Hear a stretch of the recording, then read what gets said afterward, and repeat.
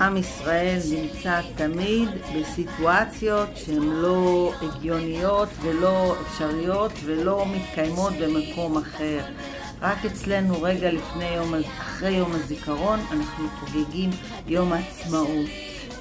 אין מה לעשות, חיים ממשיכים ובחרת בחיים, ומצווה גדולה להיות בשמחה.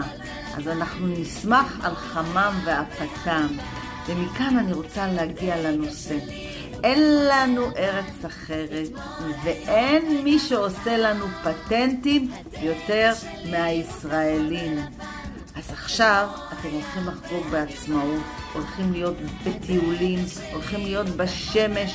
יום רביעי הולך להיות חם מאוד, יום חמישי הטמפרטורות יורדות, ועדיין ההמלצה שלי, שני תכשירים שאתם חייבים שיהיו איתכם, במיוחד לממנגלים ולמטיילים ביניהם. תכשיר ראשון, מקדם הגנה מהסדרה החדשה. יש בו כל כך הרבה דברים טובים, כבר דובר וסופר.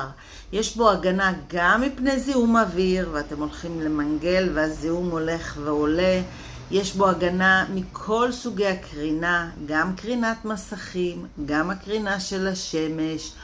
הוא שומר על האור שלנו והוא מכיל גם חומצה הילורונית. ויש לנו כל מיני סוגים בהתאמה אישית. אז אני הולכת להראות לכם את המקדם הגנה עם המייקאפ.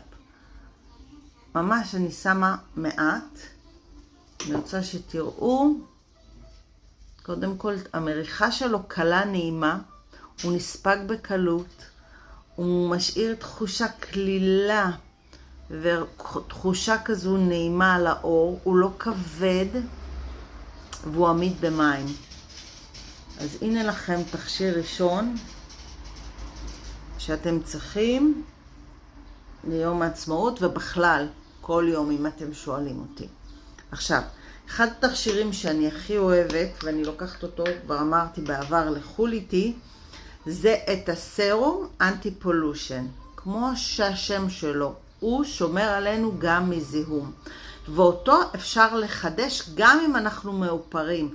אז עכשיו אני עם המקדם הגנה, ואני יכולה גם עם המקדם הגנה להתיז ככה על הפנים ולהספיג אותו בצורה עדינה, והאור שלי ימשיך וישמר ויקבל הגנה נהדרת.